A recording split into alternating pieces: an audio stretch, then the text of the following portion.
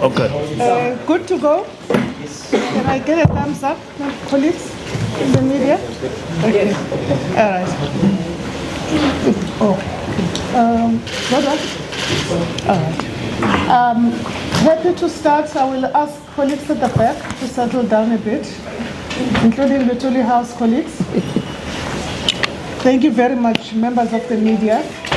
This afternoon, on the second day of the convening, firstly of the National Assembly and secondly the National Council of Provinces, where the ANC has sent its representation to the legislative branch of the state. The process has been concluded. I am joined by the Secretary General together with the Deputy Secretary General and our freshly minted Chief Whip, Comrade Tumseni Ntuli. In this particular press conference, I will immediately hand over to the Secretary General to read out a statement on behalf of the ANC, and thereafter we will field questions. Over to you, Jim. Thank you very much, ladies and gentlemen of the press, and thank you to be with us throughout this journey to this point. Today, we have seen the inauguration of the National Council of Provinces with the election of the presiding officers. We felt that it is important to give you not really our final statement, but our statement in relation to the events that have unfolded in the past 2 days, whilst our work has been on and on since the time we received the election results. Over the last few days, following a significant election result, South Africa showed the resilience of our democracy.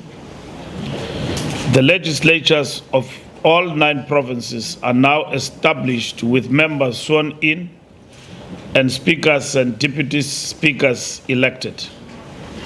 Most significantly, the 9 provincial legislatures elected premiers in a democratic process to lead government in their provinces in the 7th administration, with the ANC leading 7 out of 9 provinces. The ANC continues to lead the governments of Limpopo, Mpumalanga, Free State, Northwest, Eastern Cape, and Northern Cape. In 2 provinces, we have governments of provincial unity, in Gauteng led by the ANC and in KwaZulu-Natal led by the Inkatha Freedom Party. The DA continues to lead the Western Cape. Having reached broad consensus on the government of national unity, the National Assembly and the National Council of Provinces elected the leadership of Parliament.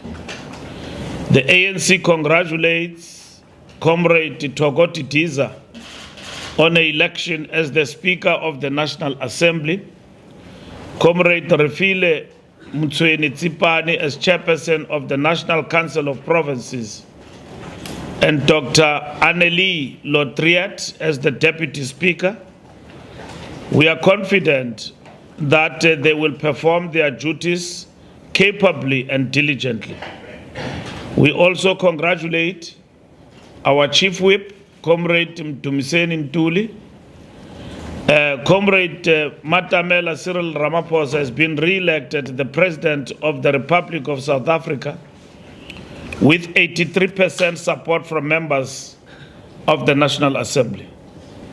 This overwhelming support for the President Ramaphosa represents a vote of confidence in the resilience and stability of our democracy.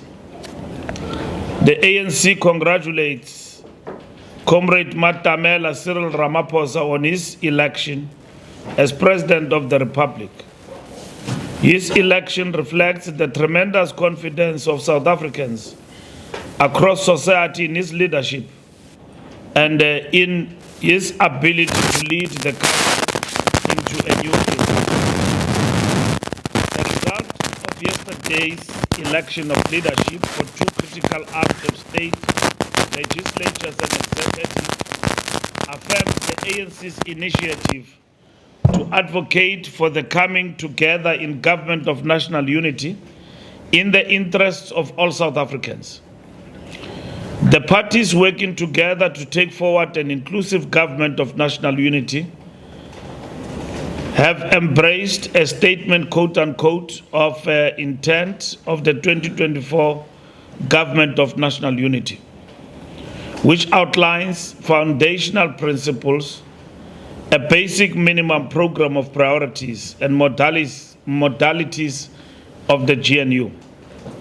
Parties continue to make inputs into the GNU statement of intent in order to reflect the broad consensus that should characterize its formation and modalities. The statement of intent categorically places the needs of South African people first, as expressed in the proposed minimum program for the 7th administration, including the focus on economic inclusion, industrialization, transformation and job creation, protection of workers and women's rights, improving and extending basic services, and tackling the high cost of living, investing in people through education, skills and health, the fight against corruption and crime, and progressive foreign policy that reflects our national values and interests. Above all, parties to the GNU agrees that as we enter the next decade of freedom, we must work together and move decisively to tackle the triple challenges of poverty, unemployment, and inequality. As a precondition for a non-racial, non-sexist, united, democratic, and prosperous South Africa, the parties have made a commitment to an all-inclusive national dialogue process with parties, civil society, labor, business, and other sectors to discuss critical challenges facing the nation. The national dialogue process will seek to develop a national social compact that enables the country to meet the overarching aspirations of the National Development Plan, to eliminate poverty and significantly reduce inequality towards 2030. The ANC in the coming days will continue engagement with all parties as we move towards the steps to form the government of national unity. As has already been announced, the president will be inaugurated on the 19th of August 2024, and thereafter will announce an inclusive GNU cabinet. All these positive developments of the past 2 days have brought huge relief and a renewed sense of hope across the length and breadth of our beloved country, South Africa. We have demonstrated that we are ready to set aside our political differences, find innovative ways to work together in the interest of the people of our nation and our people as a whole. We will do more together, working with all political parties and listening to the people of South Africa through their formations in civil society and broadly, even through the media, about their interest and their criticism and constructive criticism of government and the direction we are taking as political formations in the country. Yesterday, we have reached a major breakthrough by electing a parliament after the election. Despite our differences and despite the opposition even from within, we have shown maturity to the world that South Africa indeed is not a failed democracy. It is maturing, and it is at a level of the advanced democracies in the African continent and the world. And Nelson Mandela was smiling on us yesterday that the vision set from the inception of 1994 as a foundation of moving South Africa forward in the manner in which he has done at that particular moment is still alive even today. This country is full of possibilities, and this was a moment to be celebrated by everyone. And for that, we say, long live South Africa, long live. And thank you very much. Thank you very much. Just in order to be able to support colleagues, I am going to ask that we identify ourselves. I'll start at the back this time around, and then I will also come and zigzag to a zebra this side to SABC. Over to you, my brother. I'll come forward. Hi, morning, SG and DSG. Paul Becchiota from Bloomberg. You told us about the whole situation at the moment, but actually,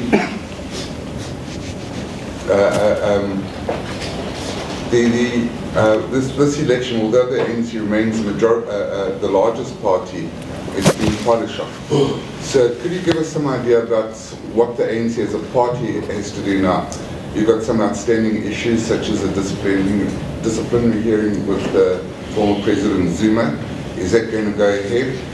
And then could you tell us about how the party is going to regroup and that after this election and what its plans are as the party itself, not necessarily as the party of government. Thank you.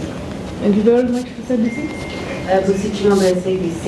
I'd just like more details on this national dialogue process that you say you're going to be embarking on. What is precipitated? Are you basically saying that you don't know what the priorities of South African people are at this point in time? How long will be the process? How is it going to be institutionalized? How are the recommendations going to be implemented? Just give us some of those details. Thank you very much. I'm happy to proceed to two more hands, Sunday World and my sister over here. Thank you very much, and good afternoon to everyone. My name is Mawani from the Sunday World. Apologies for my voice. I caught some cold last night. It's not true.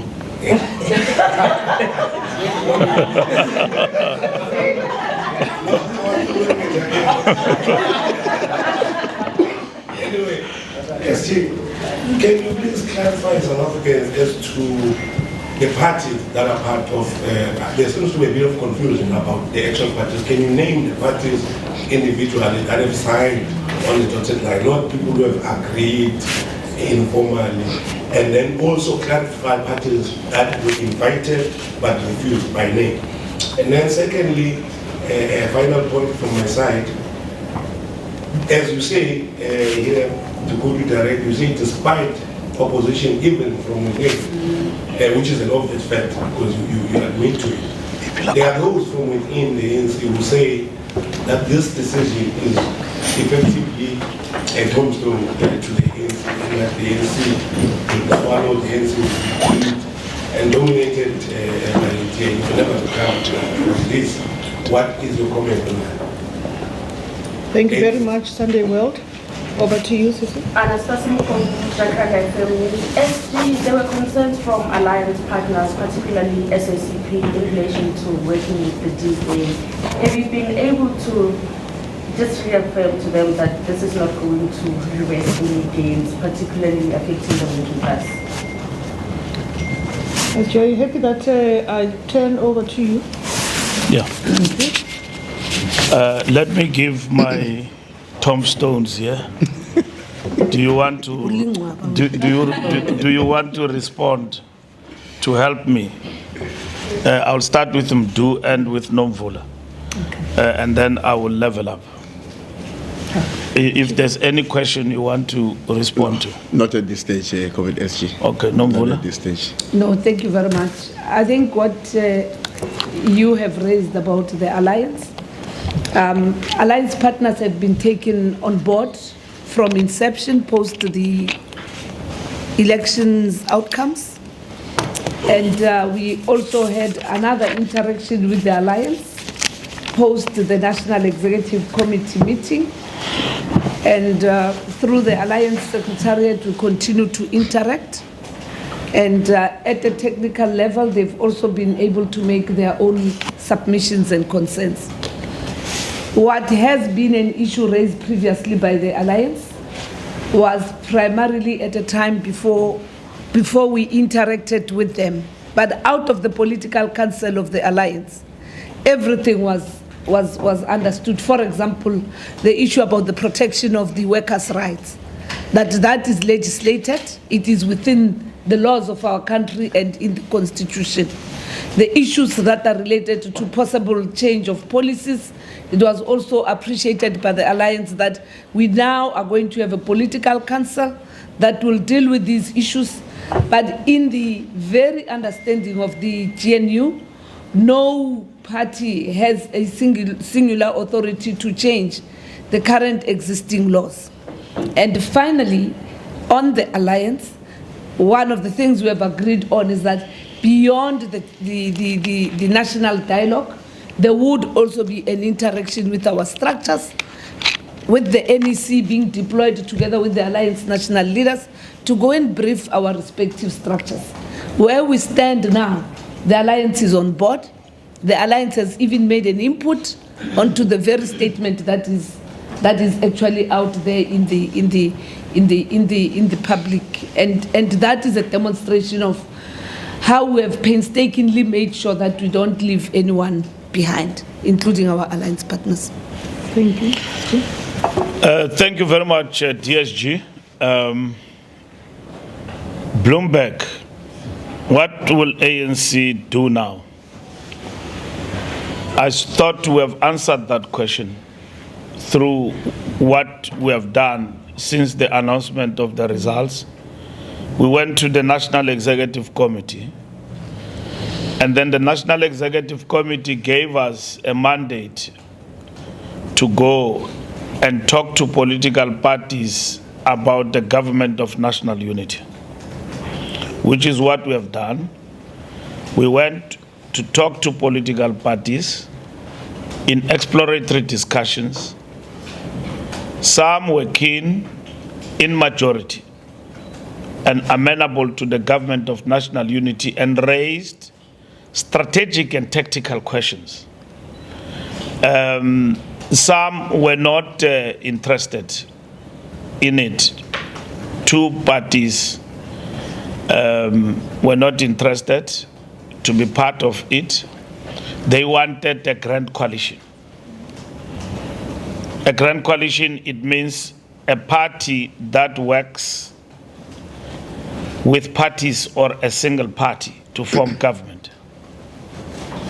And when it is convenient to themselves, some try to throw in ideology. It is very difficult to deal with people who deal with ideology on the basis of the change of weather. When it suits them, they are Marxists. They want state intervention. When the weather changes, they are something else. And I don't want to mention those political parties because their flip-flopping is well written in history. And the ANC have been very consistent, even where we have lost and we had a choice to work with the Democratic Alliance. As the main parties that have been voted in majority, we have not worked with them in the interest of the people, and that has taught us a lesson that give the people what they want, and then you'll govern well. And then even in those instances, we did not eschew ideology for political convenience. We remain consistent. Now, it is very difficult in this particular instance to deal with political parties that are like that. And then there are very few, of course, when it was because they wanted a deal for themselves, not a deal for the people, but they used ideology to define what kind of deal do they actually want. And you know that the history of this country is littered with experiences of coalitions for the past decade. And you know these political parties, where did they stand in relation to these particular matters? So where is consistency, where is ideology? So when you make tactical choices to advance your political interests, ideology doesn't matter. It matters now because you want some of your people to become meaningful in a government, ministers, deputy president, because you will then say, if you are consistent in ideology, because the option of going to the benches and become a backbencher, even the ANC considered. Out of all the models that I briefed you about right from the inception, we had 3 models. The first model was a grand coalition, and then the second one was a minority government, and the third one was a unity government. And then we remained with one. So we didn't just jump all the hurdles and then became number one. Government of National Unity became number one. We interrogated the models, the risks, and the implications. And that's what the ANC have done. So other political parties became philosophical and then wanted to challenge the results. We respect their right to do so. And then others brought red lines that this and that should not happen. Let me tell you, the most talked about political party is the DA. The DA brought red lines, and I'm happy to have a one-on-one discussion with you to tell you about the most difficult questions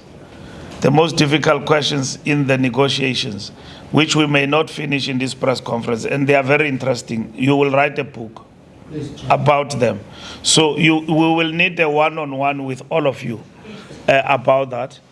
That is very important. All of these comrades in front here were part and parcel of the negotiating team, which was very much interesting, including party by party and what were the main differences. DA came, and then when we met as political formations, that look, to us this and that should not actually happen, and all of that. So we said, no, it's within your right, and they respected the fact that some of the red lines is actually their own outline, but it does not mean that it must guide the ANC.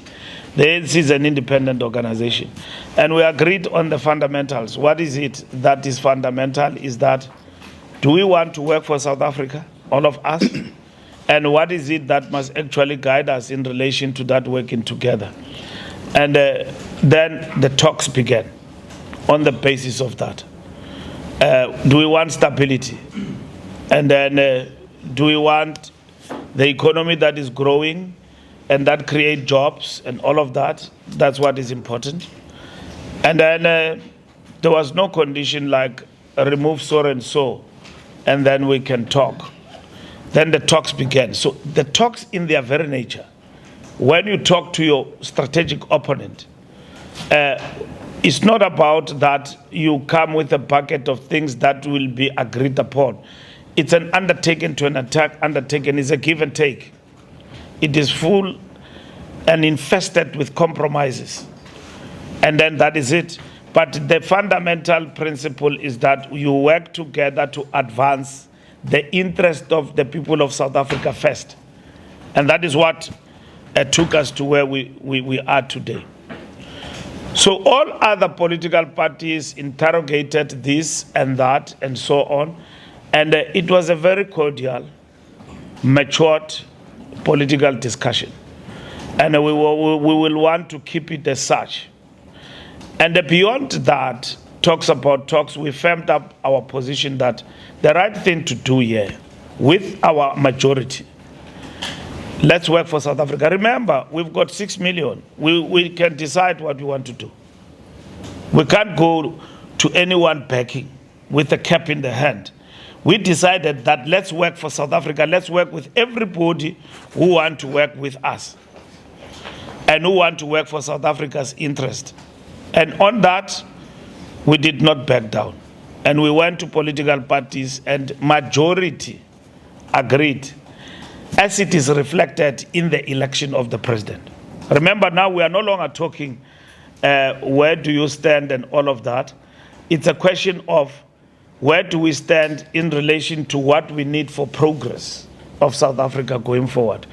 Even those who constituted themselves as a progressive formation inside got depleted when it came to the president. It showed that it is not a monolithic group of people. Their independence vary from one matter to the other, and that's it.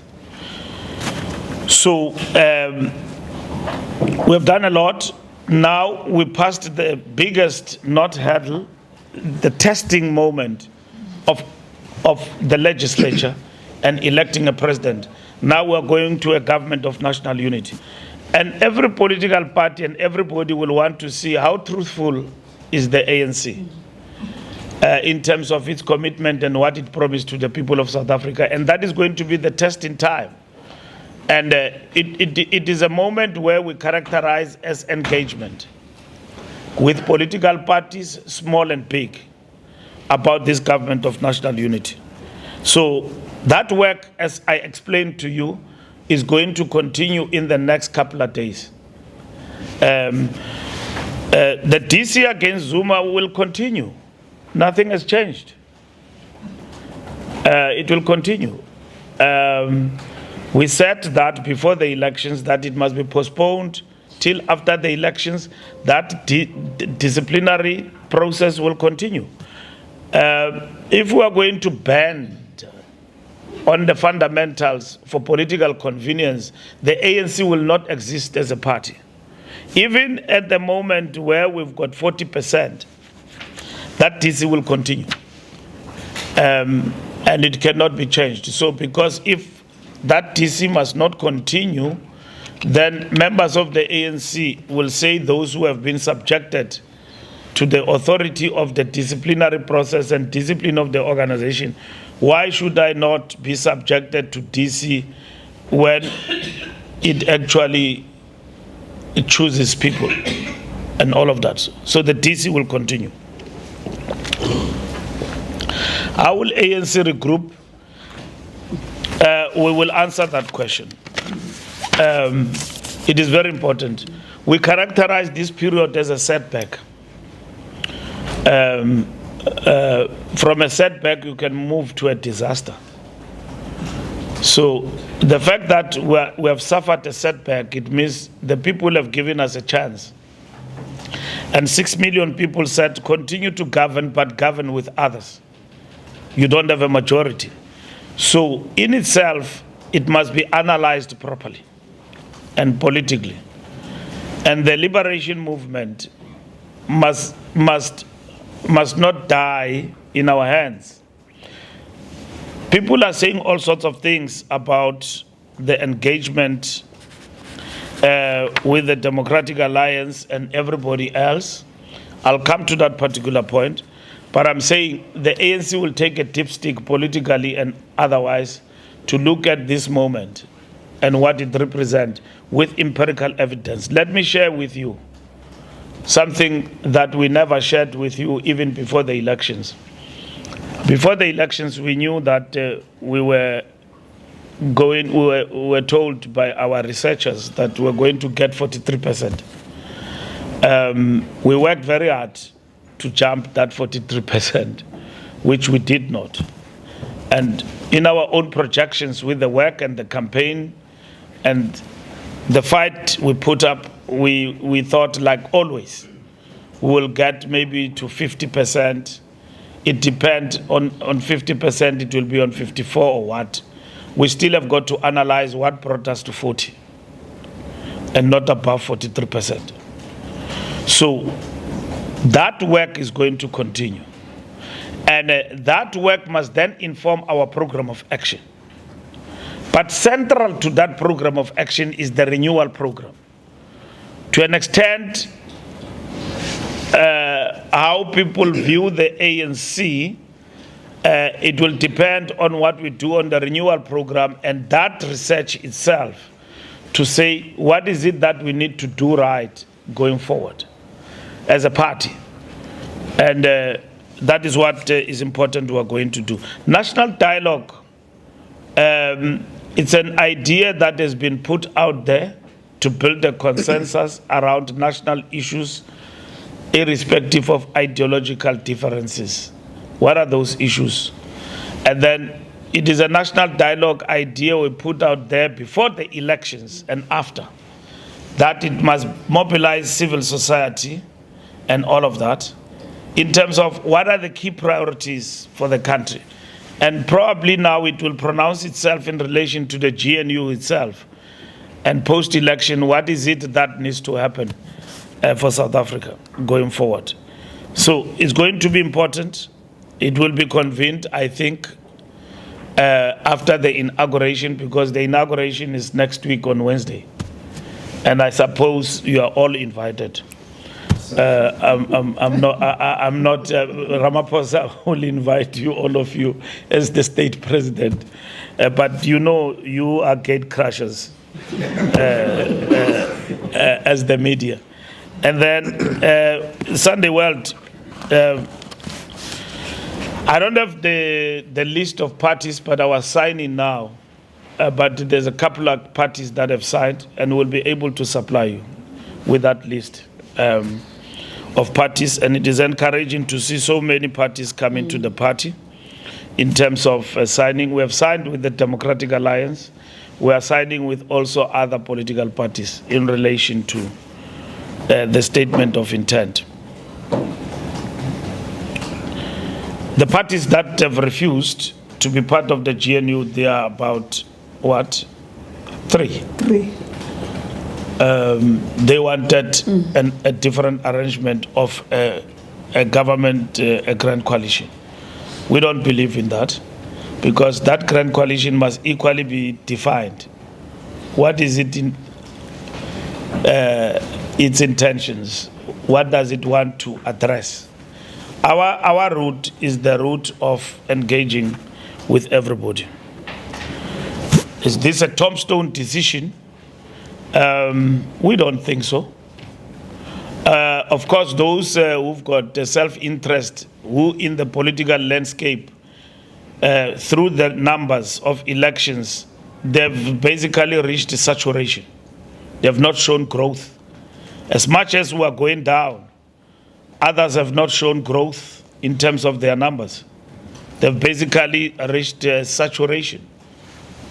Even the bigger political parties, it doesn't seem that they will go beyond what they've been getting.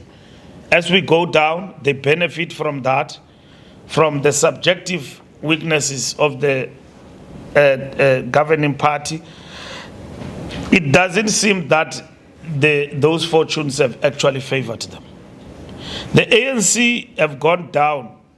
In our analysis, cursory, it tells us that the MK party have taken a chunk of our vote, and largely in KZN. But it doesn't show that other parties have benefited out of that. Zuma woke up and formed a party, and he called it Umkhonto Wesizwe. For the first time, it gave him 2.3 million people who voted for him. And then what is the benefit for the EFF out of that? Nothing. It has gone down in terms of numbers. What is the benefit for the DA? It has not gone beyond 20% in the electorate. As we go down, this elephant is falling, as they characterize it. And then we have seen new political parties breaking new grounds. But equally, they've not brought bigger numbers, as it would have been expected. Some political parties, if pollsters were to define the number of votes, they should be on the leaderboard. I mean, they were bigger than the ANC on the battle of posters. Nothing wrong, good strategy. Some had bigger billboards than us. But if billboards were to be defined as smaller parties that will gain more votes, it didn't. We had a low voter turnout in our base areas. And we need to analyze why did the people not come out when the queues were so long. We didn't register bigger numbers. We had more challenges in our base areas when it comes to encounters with the vote, education. People probably did not understand on the day that the Constitutional Court ruling means that you must vote where you have registered. And they thought that it is like the old election. So many people were turned away. And it's not the fault of the IC. That Mbalula, I rock up in Bloemfontein at Kukemur Street, where I was registered, and I arrived there and I have not even paid attention to the rules of the election that I will not vote anywhere else in the country except in Kukemur. And then I'm turned away when I get to Johannesburg on the voting day. Many people did not get that message. I'm sure you know that as a fact. Many people, and it affected our base areas. So it's not conclusive, that analysis, but it's important that we must look into it. But equally, were we affected by voter apathy in this election? We thought we had 20 million, we had 16 million people who voted. And the ANC got 6 million out of that, and the rest shared among themselves. So we need to look into that. So the decision that this is a tombstone decision, let me explain to you, we are not in a grand coalition, we are in a government of national unity. And the DA is part and parcel of that government of national unity. And we have negotiated and engaged with the DA in relation to that government of national unity. And we will do that also in municipalities around the country, so that we bring about stability in our approach. There's been an over-exaggerated distortion that the ANC is now working with the DA. Did you see that in relation to the outcome of yesterday? Ramaphosa was not voted only by the DA, even by those who said they are progressive, they are a bloc. They voted for the president. Let's use that as a measure in the National Assembly as the president of the country. So the cooperation and the maturity of the DA and the ANC to cooperate must be celebrated by South Africans. Must be celebrated by South Africans. And we can have a debate about that. Please organize a Zoom meeting. We have a debate on that. About, because we have ceased to debate since the advent of X. You just post something on X and then you trend. And then there is no discussion. We have killed the national debate in the country. When people analyze moments like this and the GNU, they are insulted. They are boxed. And then JJ is having a rant. And then that's it. It's a debate. I mean, it's shameful for the country like ours. We come from a rich history. Yabombeki, Bomondli Makanya, Bobutelezi, Umdagashenge, not afraid to write and analyze situation and exchange. Before we even arrived at the transitional mechanisms for South Africa, can you imagine what debate did we have through the strategic perspective led by Joe Slovo? In this country, we woke up one day, Nelson Mandela and the ANC delegation were at Mount Nelson Hotel, somewhere towards the Paarl in Stellenbosch, and they announced the Groteskir minute and the suspension of the armed struggle. Do you remember that? And then the ANC, it was said, is selling out at that particular moment. And I was part of a group of young people, Nabo Nomvula, but Nomvula is older than me. Don't, Musisi Wamdo. But much younger. Tina, Nabomdu, and many others. We said that how can the armed struggle be suspended? We went to the structures. The ANC leadership came to us.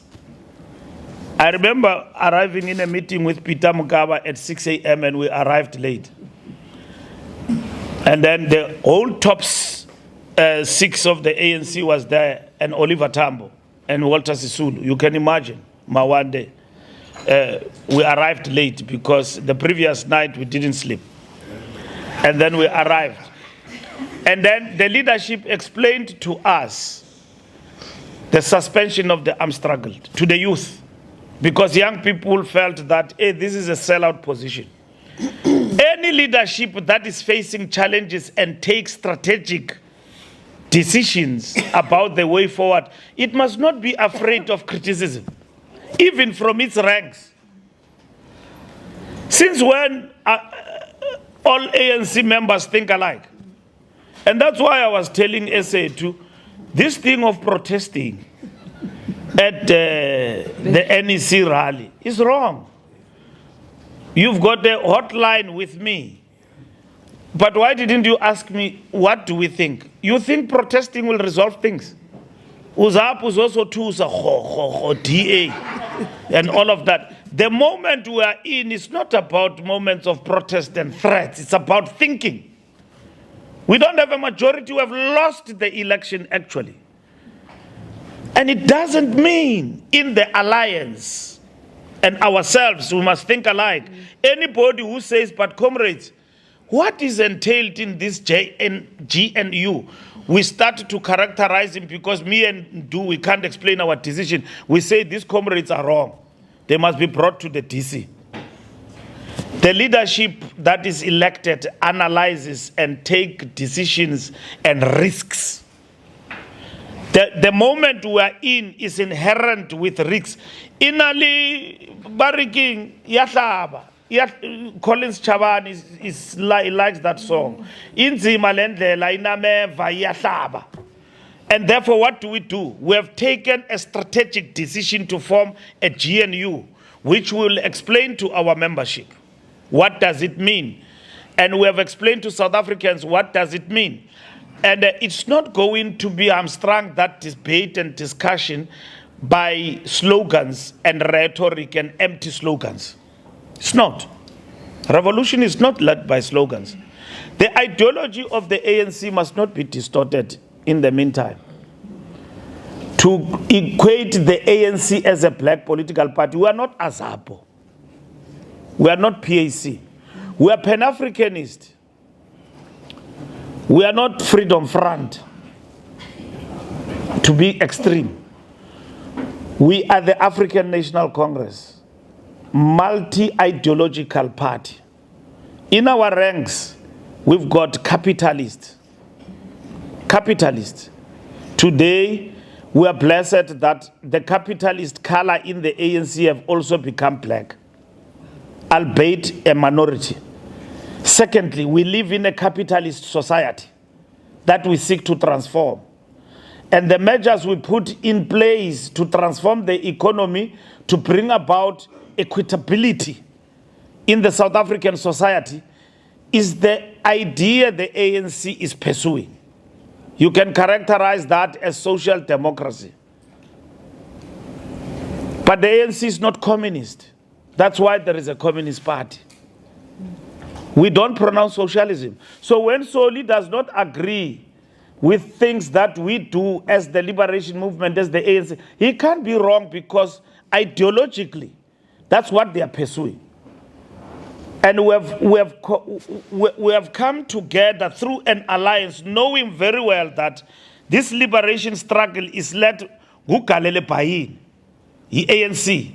But if you want to become a communist and pursue a socialist agenda and a classless, pure classless society, you belong in the Communist Party. But if you are a Democrat, you belong in the ANC. Uguti mna ndilapa madoda, andipambila ndinamva ndilapa. You belong in the African National Congress. That's who we are. We are unique in that sense in the world. So we must not be classified as a black political party.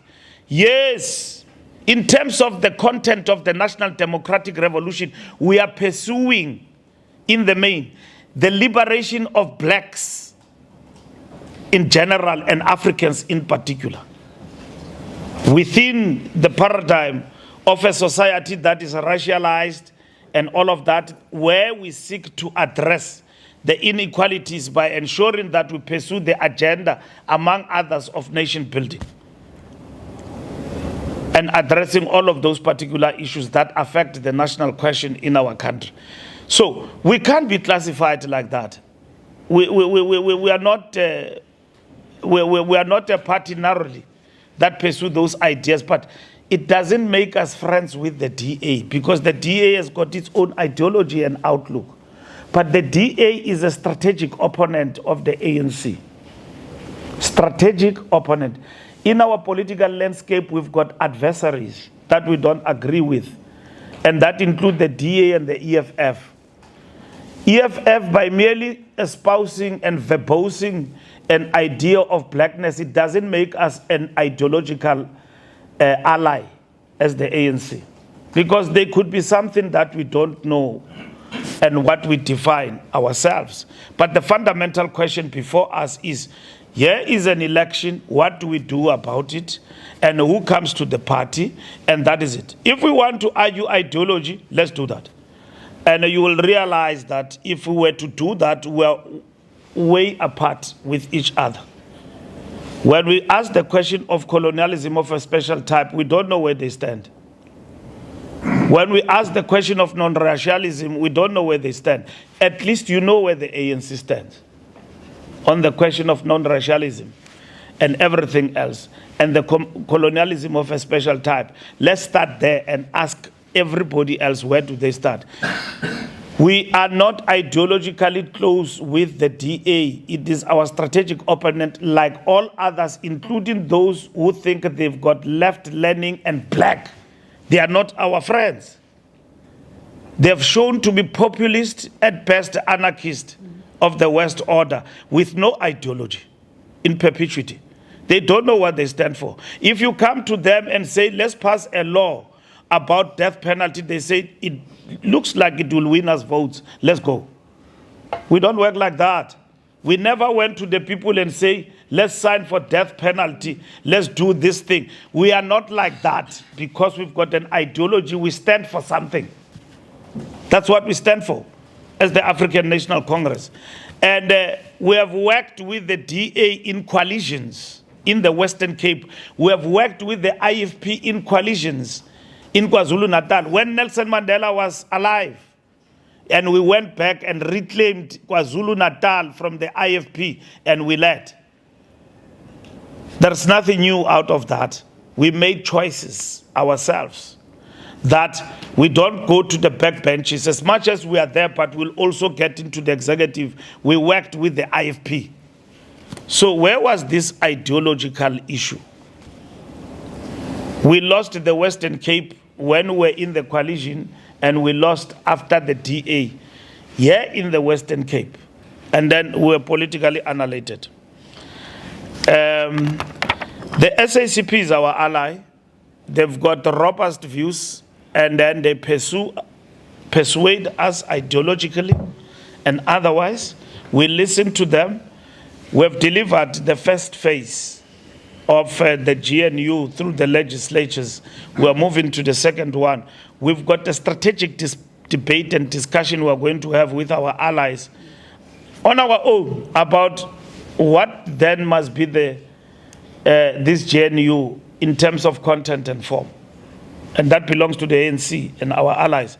It's a debate. So don't be deterred by people and ANC activists who raised their strategic perspective about this moment and the decisions we've taken. Nomvula have clarified, we are going to our structures in the next coming weeks. And they will definitely come with their viewpoints. We must listen to them. But there's nothing that says in terms of the ANC constitution, and we are not constitutionalists. Steve Chwete says to us, speaking from the grave, use the constitution to think. Use the constitution to build. Don't use it to curtail debate. So we must listen. We must not say democratic centralism says to us we take decisions. Yes, we have. But at the same time, we must listen. We are going to listen to our structures. Those who are on Facebook and media and what I characterize as armchair critics, they are people who never campaigned on door-to-door. But today they want to tell us that don't work with so and so. But they never even wore the T-shirt of the president. At best in this campaign, they were critics. They were opponents. They were advocating for the destruction of the ANC. Today, when we are below 50, they want to answer the question, what is to be done? And then they say, in their reductionist thoughts and the distortion of the ANC ideology, that no, confine yourself in a locker room with us. But when they were doing whatever they were doing, they did not consult with us. What if they've got crooks in their list who will demand to become ministers? What are we going to do? What if they've got people with questionable backgrounds who will want Ramaphosa to appoint them in cabinet? Because they've got the vote, they've brought us below, we must now succumb to that. We're not negotiating with anybody with a hand in the cap. We will engage politically, soberly, and at the same time, we will use the mandate we have gone to deepen not only democracy, but social transformation in our country. And COSATU and everybody don't have to worry and second guess us about what will happen to worker rights and all of that. DA might have its own ideas. They are not our partners. They are our strategic opponents who have agreed in the interest of the country, let's work together. Otherwise, they too could have taken a different option. But nobody can govern here alone, including the ANC. And nobody can govern this country without us, because 6 million people said, you cannot. And that's it. So we are not begging each other. We are matured. We respect each other. We talk to each other. We know our boundaries. We know our principles, and we'll die with them. And that's what is important. So we must not be blackmailed by armchair critics who have never contributed to the ANC victory and today want to give us a big lecture about what must happen to the National Democratic Revolution. When you tweet every day and you say things about everything else that you say, that this ANC of Ramaphosa must be brought down, you should have known the implications. And we told them that you are putting the NDR in a position of vulnerability. Now, we are sitting here, we have campaigned, we have gone to our people, they've given us what we wanted. A responsible party like the ANC says, let's work together. We are working for our people, we work for the country, and we learn from our mistakes. It is time to build trust with the people of South Africa. And for that, we are not going to compromise. And this is what this election have told us. And we thank all political parties and everybody else in our way forward to building a government of national unity and working for peace and stability of our nation. As I repeat myself, no blood was shed since the 29th. All our people accepted the result, painful as they are to some who thought that we'll emerge victorious, but South Africans have said go and work together. Yesterday was a celebration in South Africa, like never before. It was our 1994, what others wished for. That this election is our 1994. Indeed, this was our 1994, and then we came out of it with flying colors, and we will continue to engage with everybody. Thank you very much. Thank you, SG. I am certain that that was a very comprehensive response. At this point, I'd like to thank you, ladies and gentlemen of the media, for joining with us during this time, and we are adjourned. Thank you.